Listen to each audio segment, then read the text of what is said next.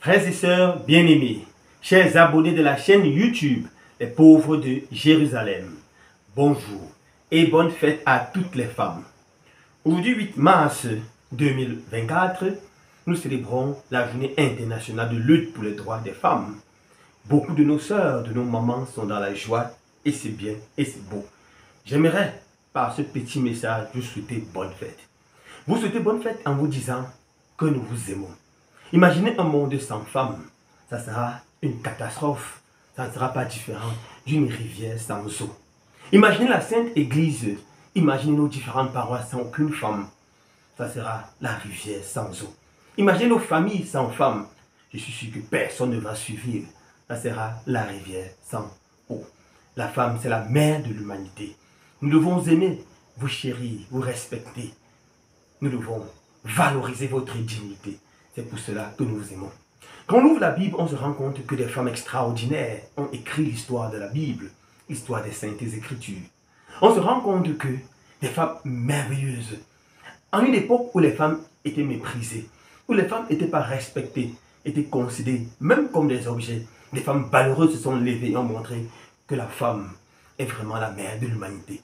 Nous avons des femmes extraordinaires comme Déborah. Elle a été juge en Israël. Elle a jugé avec tellement de justice. Nous avons des femmes courageuses comme la reine Esther. Cette femme avec son grand jeûne de 3 jours, de 3 nuits, sans manger, sans boire, et qui a réussi à sauver le peuple d'un grand désastre. Il y a tellement de femmes extraordinaires dans la Bible. En vous souhaitant bonne fête cette année, j'aimerais m'arrêter sur un personnage, Abigail. On retrouve cette femme dans le premier livre de Samuel, au chapitre 25. Son histoire est très belle. Je vous encourage à lire ce chapitre. Le roi David, après avoir passé longtemps dans le désert, arrive avec ses hommes très affamés. Et il va rencontrer un monsieur qui s'appelait Nabal. Il était très riche, mais méchant. Il ne connaissait pas partager. David demande à ses serviteurs d'aller demander la nourriture à ce Nabal.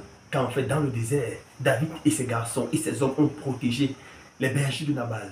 Nabal refuse, il les insulte et les maudit. Il rentre passer la nouvelle à David. Et David, très énervé, prend 400 hommes pour aller régler le compte de ce Nabal. Il veut détruire toute sa famille. Et il jure que même pas un seul mâle ne sera encore vivant dans sa lignée. Mais, heureusement, Abigail est informée par un de ses serviteurs. Elle prépare une très grande quantité de nourriture et court à la rencontre de David. Elle se prosterne. Elle dit à David, « Oh David, ne fais pas cela, ne fais pas cela. Prends ces cadeaux, épargne la vie de Nabal. Épargne la vie de tous ces hommes, épargne sa famille. » David est tellement touché par cette femme qu'il renonce à leur faire du mal et rentre chez lui. Abigail est l'icône de la femme pacificatrice, la femme qui est capable de calmer les conflits, de dire non, non, non, non, non, non, non, enterrer la hache de guerre, de dire non, non, non, non, ne vous battez pas. Abigail, c'est toutes les femmes pacificatrices, toutes les femmes qui luttent pour qu'il y ait la paix dans leur famille, l'entente, l'harmonie entre leurs frères et sœurs. Il y a beaucoup de femmes qui vont au mariage dans une famille, souvent la famille dans la paix. Après 1 an, 2 ans de mariage seulement, toute la famille dans la guerre. Ce n'est pas une Abigail. Abigail, c'est toute la femme qui va et se marie dans une famille où il y a beaucoup de confiance entre frères et sœurs. Mais par son tact, son charme, sa sagesse, elle réussit à pacifier. Elle réussit à dire à son mari, pardonne, laisse, tolère, ne tiens pas compte de cela. Elle réussit à dire à son beau-frère, à son beau-père, à sa belle-mère, il n'y a pas de problème, nous sommes frères, nous sommes amis. Plus que jamais, nous avons besoin des femmes Abigail, car trop de divisions dans nos familles. Nous comptons sur vous, nos femmes, nos sœurs, nos mères, nos filles. Dieu le Seigneur vous a donné cette capacité de mettre la paix, d'apaiser le cœur des hommes. Dans notre pays, il y a une guerre au nord-ouest, au sud-ouest.